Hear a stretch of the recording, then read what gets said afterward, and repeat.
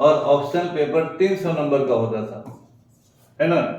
और जीएस उस समय 150 क्वेश्चन होता था, 150 नंबर का होता था। तो उस समय जीएस में क्वालिफाइंग एक मार्क्स होता था हर साल, अब घोषित नहीं था वो, लेकिन क्वालिफाइंग होगा, उतना से अधिक नंबर आएगा उसका ऑप्शनल देखा जाएगा और फिर दोनों मिलाकर रिजल्ट होता था। तो अगर जीएस में किसी का कम भी आया और ऑप्शनल में ज्यादा नंबर आया तो मिलाकर पास कर जाता था। अब हिंदी माध्यम के लिए सबसे कठिनाई यहीं पर हो गई। हिंदी माध्यम का आदमी ऑब्जेक्टिव देना है इनका, मान ली हिस्ट्री ऑप्शनल है, कोई भी ऑप्शनल है, खूब दम लगा के पढ़ा। और उस जमाने में टेक्निकल सब्जेक्ट का ऑप्शन हार्ड होता था, तो टेक्निकल स्टूडेंट का क्वालिफाई करना मुश्किल हो जाता था। फिर उस समय जितने लोग आईपीआर हो रहे हैं, मान लीजिए 1 लाख आईपीआर होना है और 40,000 अगर हिस्ट्री से हुए आईपीआर उसमें, और 10,000 सिलेक्शन होना है, तो 4,000 हिस्ट्री से सिलेक्शन होगा, 10%, है ना। तो उस समय प्रोपोर्शनल हो जाता था। और अब जो है सीधे सिस्टम बदल गया। अब सीसेट आया, तो सीसेट में जो यूपीएससी देने वाले जनरल स्टूडेंट थे वो बहुत ज्यादा एप्ट नहीं थे, तो पहला बार में तो सीधे डिजास्टर हुआ। जो यूपीएससी देने वाले हैं सब फेल कर गए और बैंक एसएससी वाले इसका पीटी पास कर गए, इसलिए मेंस का रिजल्ट और भी खराब हुआ, है ना। तो यहाँ पर बेसिक बात पहले ये है कि सीसेट को देखना होगा। तो सीसेट 80 क्वेश्चंस, 200 मार्क्स, 33% लाना है, तभी आपका जीएस का कॉपी देखा जाएगा। प्रीलिम्स आप क्वालिफाई करेंगे on the basis of marks obtained in the GS paper, है ना। इसका नंबर इसमें नहीं जुड़ेगा, ध्यान रखना है कि सीसेट में अगर ज्यादा भी नंबर आया तो नंबर इसमें नहीं जुड़ेगा, ठीक है ना। तो ये तो प्रीलिम्स का ये पैटर्न हो गया। अब देखिए सिलेबस पर आते हैं।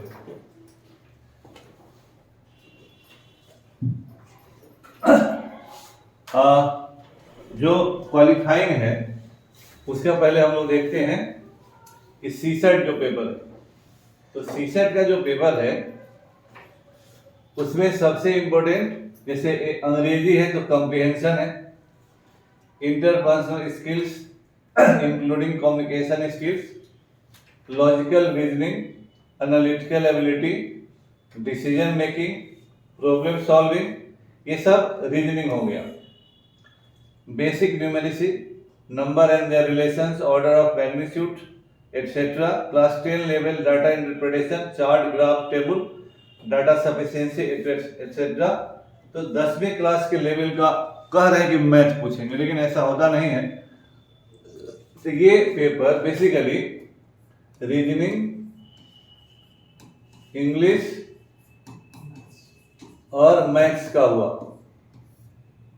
लेकिन आप देखिए एक बात जो हमेशा ध्यान में देना है कि यहाँ 2 घंटे में 80 सवाल बनाने को कहा जा रहा है, और यही बैंक में भी मैथ, इंग्लिश, रीजनिंग होता है। तो 2 घंटे में आपको 200 प्लस सवाल बनाना होता है। बैंक, एसएससी, रेलवे के एग्जामिनेशन में 2 घंटे में 200 के आसपास सवाल बनाना होता है।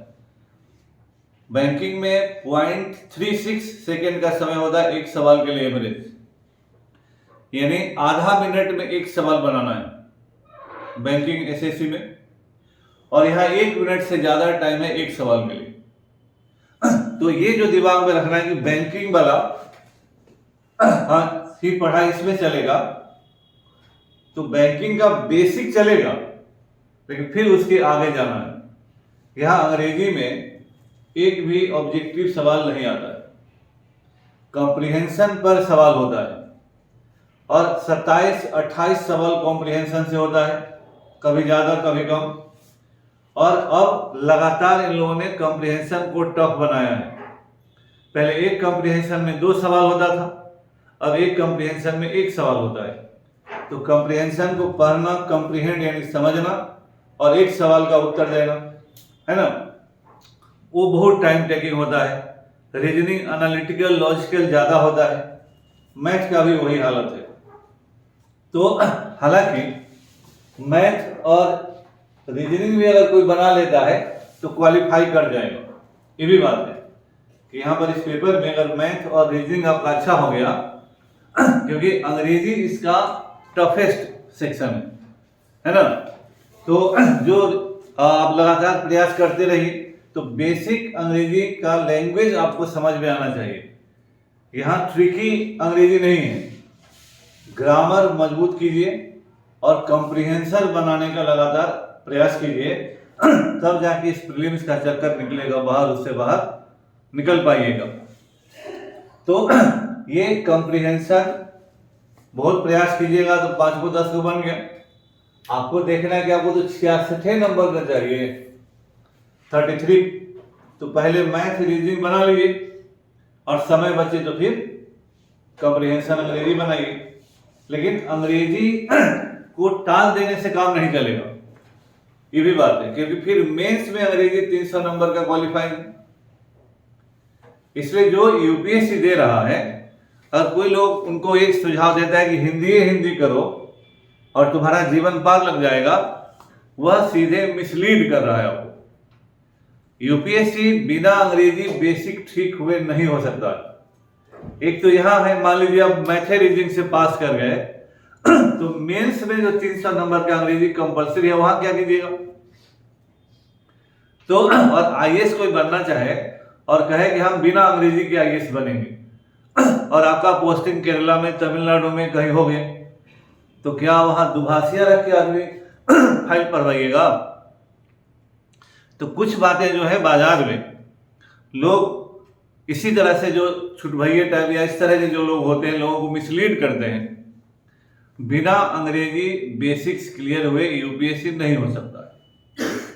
इसलिए प्रीलिम्स में भले अंग्रेजी हिंदी का लोगों ने विवाद करके करोड़ों रुपया कमा लिया, आज जिन लोगों पर नोटिस है वो लोग हिंदी इस आंदोलन के नेता थे दिल्ली में, हजारों करोड़ का साम्राज्य बना लिया, लेकिन बिना अंग्रेजी बेसिक क्लियर किए हुए यूपीएससी नहीं हो सकता।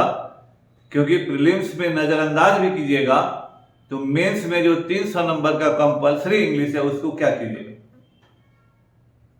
है ना। तो इसलिए ऐसा नहीं कि आप हाँ ऑक्सफोर्ड में अंग्रेजी पढ़े हुए उस तरह से आप बहुत ही फ्लुएंट रहिए, लेकिन अंग्रेजी को पढ़ना, समझना और बेसिक बात बोल लेना आना चाहिए, तभी आप एक सक्सेसफुल आईएएस ऑफिसर बन सकते हैं। ये सीधा सा है। तो इसलिए यहां पर मैथ और रीजनिंग पास करने के लिए काफी होता है ना, लेकिन आगे ले जाने के लिए काफी नहीं है ना। इसलिए इस बात को दिमाग में रखिए। अब आप थोड़ा सा यहां देखिए कि जो डिफरेंट सब्जेक्ट से जो नंबर क्वेश्चन आते हैं, इसको फिर अपना बढ़िया से समझे रहिएगा तो पढ़ने में आसानी होगी, है ना। हाथ पैर भी चलाते रहिए, दिमाग और हाथ दोनों। देखिए जनरल जो सवाल आता है 2023 का फिर हम अलग से दिखाएंगे। जो संविधान है उससे डिफरेंट ईयर में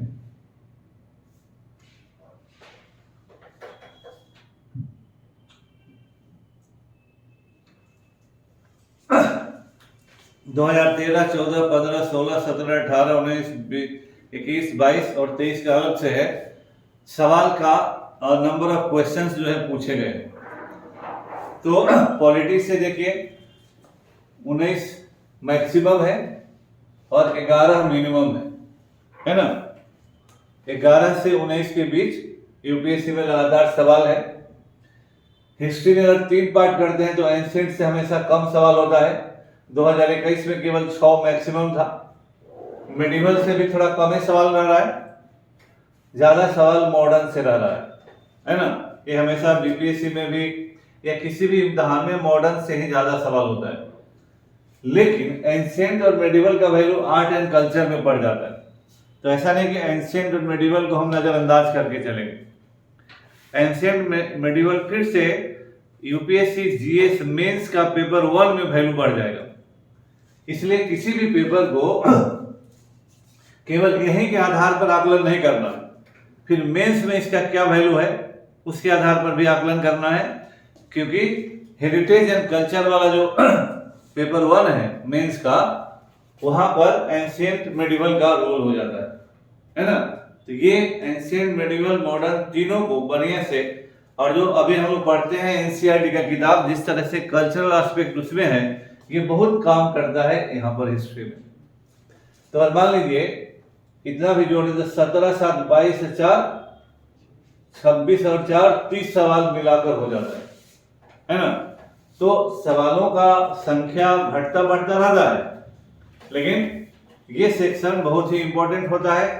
हिस्ट्री जो है प्रीलिम्स के लिए भी मेंस के लिए भी, हिस्ट्री पेपर बढ़िया से पढ़ लेने पर हर जगह उसका सर्वाधिक वैल्यू है। संविधान भी है, क्योंकि संविधान भी पेपर 2 का एक अहम हिस्सा है जीएस मेंस में। इकोनॉमी में सवाल ठीक ठाक रहता है यूपीएससी, है ना। 18 10 13 20 है ना, तो मैक्सिमम 20 है और मिनिमम एक बार 6 है, तो कभी कभी है, क्योंकि इम्तिहान में कोई तो फिक्स होता नहीं कि इतना ही सवाल कोई पूछेगा। लेकिन यूपीएससी के इंडियन इकोनॉमी का सवाल भी बहुत ही स्टैंडर्ड का होता है। पिछले बार भी जो प्रीलिम्स हुआ है ना, इस बार भी जो प्रीलिम्स हुआ है उसमें सभी सवालों का ऑन द स्पॉट जवाब देने का क्षमता किसी के पास नहीं होता है ना। इसलिए ये इम्तिहान जो है केवल 6 महीना 8 महीना 10 महीने का पढ़ाई नहीं होता है, एक कंटिन्यूअस पढ़ के जो कंसेप्ट हर चीज के बारे में बनेगा वही आपके सफलता का आधार होगा, है ना। इन्वायरमेंट एंड इकोलॉजी जो है उससे बहुत अच्छा सवाल का संख्या रहा है। इन्वायरमेंट इकोलॉजी देखिएगा कि जो इसीलिए हम लोग जो एनसीईआरटी पढ़ा रहे हैं उसको जो बढ़िया से पढ़ेगा वही आगे चलकर कुछ भी करेगा, ये एकदम तय है। क्योंकि इस सेक्शन का भी आपको एनसीईआरटी की किताब से ही साइंस से और ज्योग्राफी वाला दोनों मिलाकर ये कवर करेगा, है ना। और अलग से जो साइंस टेक होता है ना, तो साइंस टेक से फिर ज्योग्राफी से सवाल यूपीएससी में ठीक ठाक होता है ना। इन लोगों का सवाल जो यहाँ ज्योग्राफी का है,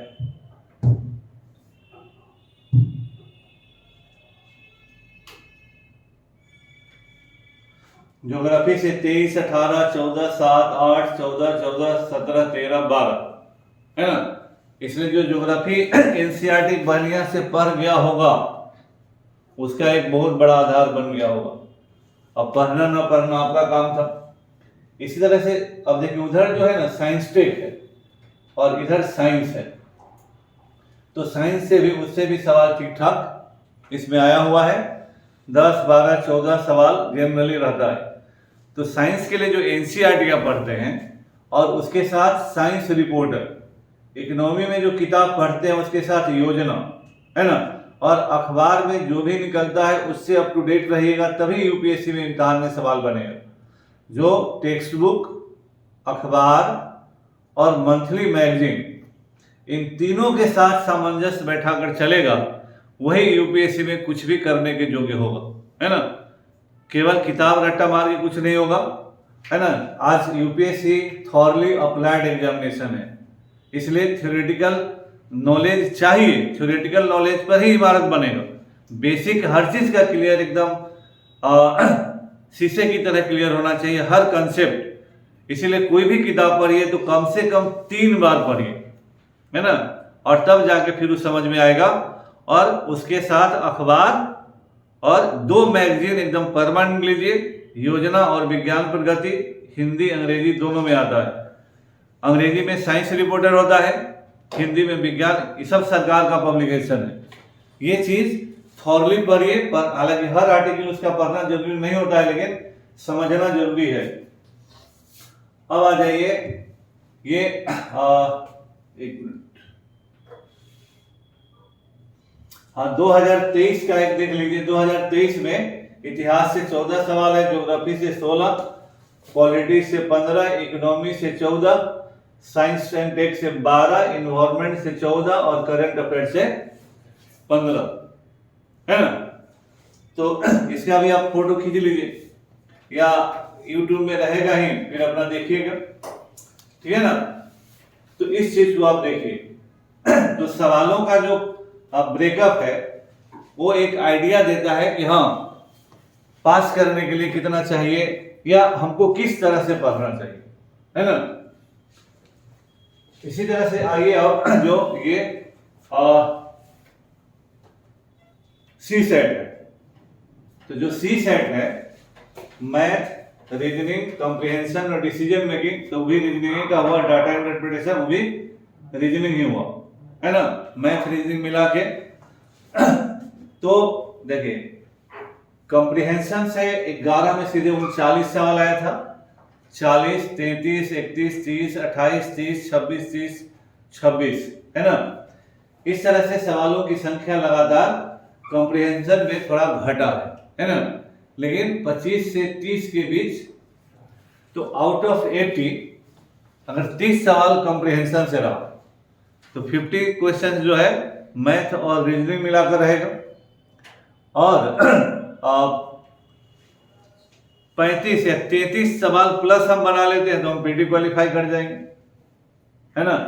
तो काफी स्कोप होता है अगर, और सबसे ज्यादा जो हिंदी वाले फेल कर रहे हैं सीसेट में। अब आप समझिए कि जो कहते हैं कि हम मैथ और रीजनिंग पढ़ लेते हैं बढ़िया से, वो सबसे ज्यादा फेल कर रहे हैं लोग सीसेट में। बिहार के स्टूडेंट अगर रहने वाले हैं तो सबसे ज्यादा फेल कर रहे हैं सीसेट में, यानी पढ़ने के तरीके में कहीं बहुत बड़ा झोल है ना। या आप इस चीज को समझ नहीं पा रहे हैं कि हमको बैंक से अलग ये कैसे पढ़ना है, एसएससी रेलवे से अलग हमको इसका मैथ रीजनिंग कैसे अंग्रेजी पढ़ना है। तो ये क्वेश्चन प्रीवियस ईयर के क्वेश्चन पेपर को जितने अच्छे से देखिएगा उतना ज्यादा आपको फायदा करेगा। या तो किसी पब्लिकेशन का ले लीजिए, प्रीवियस ईयर का क्वेश्चन पेपर का थॉरो 3 बार 4 बार बढ़िया से पढ़ जाना जरूरी है। वही बतलाता है कि आपका लेवल और यूपीएससी के लेवल में क्या फर्क है। तो आपको जैसे पता चल जाएगा कि हम कितने पानी में हैं तो आपको बुद्धि होगा तो सुधारना शुरू कीजिएगा। ये जरूरत होता है कि हमको अंदाजा लगे कि हमारा लेवल, हमारी औकात, अगर सीधे सीधे बोलिए कि हमारी औकात क्या है और यूपीएससी की औकात क्या है, और दोनों के बीच में गैप भरने के लिए हमको कितना मेहनत करने का जरूरत है। केवल ये कहना कि यूपीएससी देंगे और फार्म भर देना पैसा लेके कि ग्रेजुएट का इम्तहान है फार्म भर देते हैं, तो कम से कम 2 लाख 3 लाख लोग ऐसे ही फार्म भरते हैं और हमेशा उतने लोग इम्तहान छोड़ देते हैं। अगर 12 लाख के आसपास एवरेज फॉर्म भरते हैं तो 6 लाख 7 लाख 8 लाख वो इम्तहान देते हैं। 6 साल भी इम्तहान के समय ड्रॉप कर देते हैं कि जाने में जो भाड़ा लगेगा बेकार हो जाएगा, है ना। तो ये ट्रेंड है जनरली। तो यहाँ एक बात साफ है कि अगर मैथ रीजनिंग भी मजबूत कर लिए तो आप पीटी पास कर जाइएगा, लेकिन अंग्रेजी को नजरअंदाज करना यूपीएससी के लिए संभव नहीं है। पीटी में नजरअंदाज करेंगे तो मेंस में क्या करेंगे, वहां तो एक अलग पेपर है 300 नंबर का, उसमें तो क्वालिफाई करना है ना। अब आइए हम लोग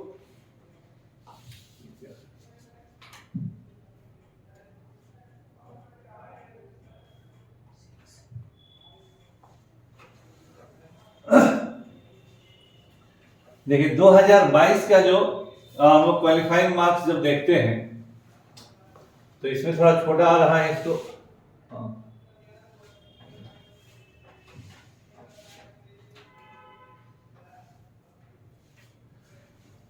देख रहे हैं जनरल के लिए 88.22 है क्वालिफाइंग,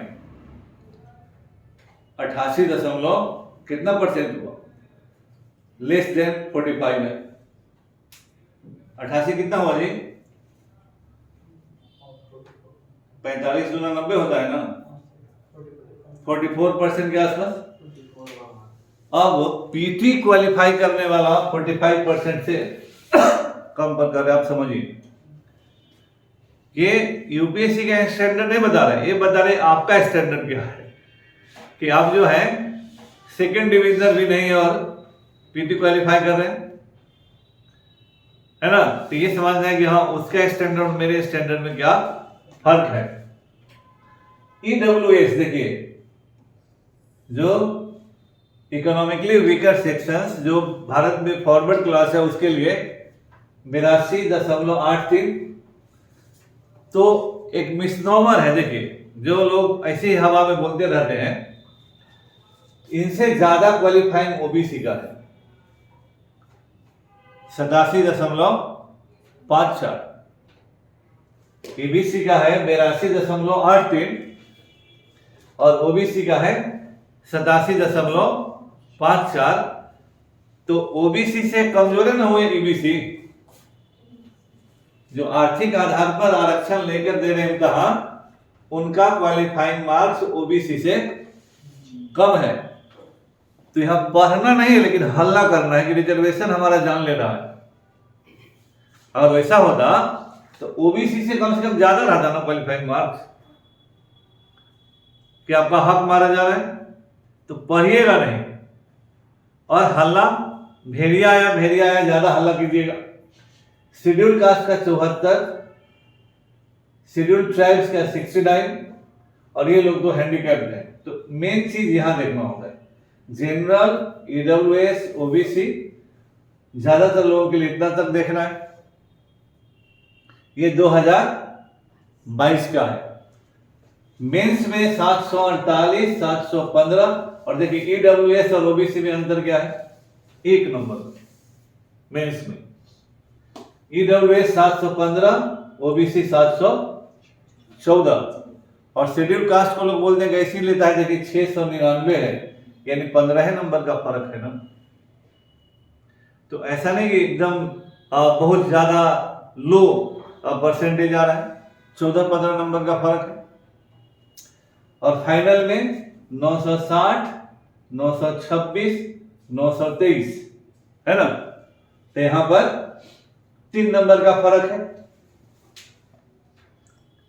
इसलिए कुछ बातें जो हैं दिमागी फितूर होती हैं, वास्तविकता के धरातल पर अंतर अलग होता है।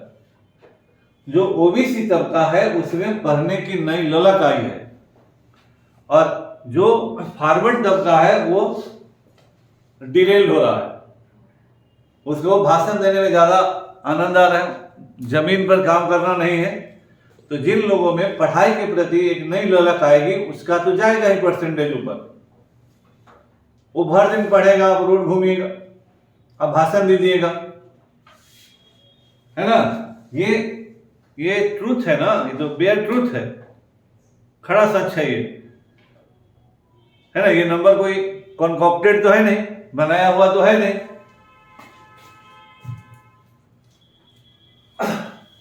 तो 2022 जो रिसेंट है,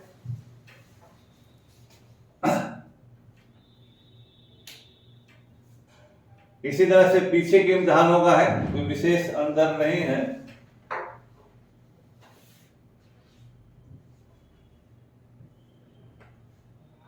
यहां इसको देखिए,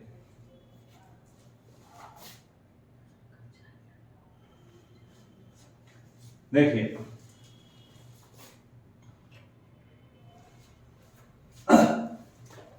और 2014 तक, 2013, इसमें कुछ गड़बड़ हुआ है क्या? पीटी में जब दोनों जोड़ कर होता था यहां तक, है ना, तो 205 गया। जब केवल जीएस पर गया तो देखिए 2015 में हाईएस्ट, नहीं 16 में हाईएस्ट है 116, है ना। जब क्वालिफाइंग मार्क्स गया 116, ये अभी तक का हाईएस्ट हो गया, है ना। 105, 98, 98, 92, 97, और अभी 98 आया, 88 आया। ये लगातार पीटी में क्वालिफाई करने का नंबर घटा है। और ईडब्ल्यूएस 2019 से लागू हुआ तो 90, 77, 80 गया, है ना। और ओबीसी का देखिए, ये बहुत का अंतर नहीं है। ईबीसी, ईडब्ल्यूएस और ओबीसी में क्वालिफाइंग मार्क्स का बहुत का अंतर नहीं है। इसलिए एक फितूर दिमाग से हटा दीजिए कि हाँ अगर वो भी पढ़े लिखे हैं तभी तो उतना नंबर आ रहा है ना। और फिर शेड्यूल कास्ट और ओबीसी में भी बहुत का अंतर नहीं है।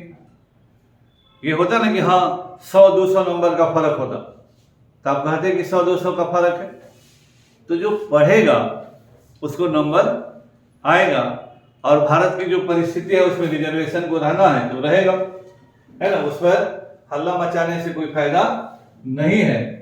इसको देखने से सिर्फ इतने पता चलता है कि इधर उधर की बात करने से कोई फायदा नहीं, पढ़ाई कीजिए, है ना। ये तो आपको दिखाई दिया उधर। तो अभी जो है हम लोग देख रहे थे कि किस तरह से प्रीलिम्स में क्वालिफाइंग मार्क्स है और प्रीलिम्स का जो सिलेबस है। तो एक मोटे तौर पर यही समझना है कि प्रीलिम्स में अगर सीसेट हम मैथ और रीजनिंग पर पूरी कमांड कर ले तो सीसेट हम क्वालिफाई कर जाएंगे। इसलिए जो बिहार यूपी में रहने वाले लोग हैं उनके लिए सबसे बड़ा इंपॉर्टेंट बात यही है कि सीसेट के मैथ और रीजनिंग के पढ़ने के तरीके में बुनियादी परिवर्तन करना है। आप मैथ रीजनिंग इंग्लिश सब बेसिक पढ़िए, लेकिन प्रीवियस ईयर के सारे क्वेश्चन को सॉल्व कर जाइएगा तो आपको इम्तिहान के ट्रेंड का पता चला जाएगा कि हाँ वहाँ जो क्वेश्चन का लेवल है हमारा कैसा होना है। तो प्रीलिम्स पास करने के लिए पहला नंबर सीसेट को ठीक कीजिए और जीएस के स्टैंडर्ड को ऊंचा ले जाने के लिए 4 दिन 6 महीना 1 साल का काम नहीं है, ये टाइम लेगा और तब जाके आप उस लेवल पर आइएगा। ये देश का सर्वाधिक प्रतिष्ठित और कॉम्पिटिटिव एग्जामिनेशन है जिसमें इम्तहान देने के लिए IITians भी आते हैं, IIM के लोग भी आते हैं, MBBS के लोग भी आते हैं, JNU के लोग भी आते हैं और देश के अच्छे अच्छे संस्थानों में पढ़े हुए लोग आते हैं। तो आपका जो जर्नलिस्ट लेवल है वहां तक लेके जाना है, उनके विषय में आपको PhD नहीं करना। तो यह इम्तहान jack of all trades master of none का एग्जामिनेशन है। इसलिए लेकिन मास्टर ऑफ नन का मतलब कहने का इतना आसान भी नहीं होता है कि आप वन लाइनर ऑनलाइन जो जितने सारे मदारी लोग पढ़ा रहे हैं तो बिहार के स्टूडेंट्स के लिए मदारी लोग सबसे बड़े दुर्घटना है जो बच्चों को मिसलीड कर रहे हैं। फॉल्स और misleading advertisement, central consumer authority ने यही स्टेटमेंट दिया कि फॉल्स एंड मिसलीडिंग एडवर्टीजमेंट के द्वारा सबसे ज्यादा मूर्ख बिहार और यूपी के बच्चे बनते हैं, है ना। और बिहार और यूपी के बच्चे पर ही दिल्ली का कोचिंग इंडस्ट्री चलता है, विशेषकर जो हिंदी माध्यम का है। पटना में इन्हीं लोगों को पैसा देने में नानी याद आती है, हम लोगों को खून के आंसू रुला देते हैं। लेकिन वही जब दिल्ली जाते हैं तो लगता है कि हाँ कोचिंग में पैसा दिए, वही फॉल्स और मिसलीडिंग एडवर्टीजमेंट जो हम नहीं कह रहे हैं, central consumer authority of India कह रहा है, उससे प्रभावित होकर लाखों रुपया एक साथ उछल दे रहे हैं और वहां लगता है कि हम सीधे जन्नत का रास्ता यहीं से खुल गया है ना। इसीलिए वो सब कुछ नहीं होता है। बेसिक हकीकत समझिए और तब उसके अनुसार अपनी तैयारी कीजिए। जीएस के लिए एनसीईआरटी के बिना कोई उपाय नहीं है। एनसीईआरटी का किताब जैसे पढ़ाया जा रहा है उस हिसाब से लाइन बाय लाइन पढ़िए, समझिए, उसको पहले समझ जाइएगा बढ़िया से, उस दिन आपका आधार किसी के बराबर हो जाएगा। इसीलिए उन चीज़ों को अखबार रेगुलर विदाउट ब्रेक और योजना, विज्ञान प्रगति, साइंस रिपोर्टर, और जब अंग्रेजी में होंगे स्टैंडर्ड बढ़े तो फ्रंट लाइन, है ना, और हिंदू अखबार। इतना जब जिस दिन समझ में आने लगेगा उस दिन आपको लगना चाहिए कि हम यूपीएससी देने लायक हैं, है ना। इसीलिए लेकिन फिर से कहेंगे कि ऑनलाइन वन लाइनर यूट्यूबर आपको कभी यूपीएससी पास नहीं करवा सकते।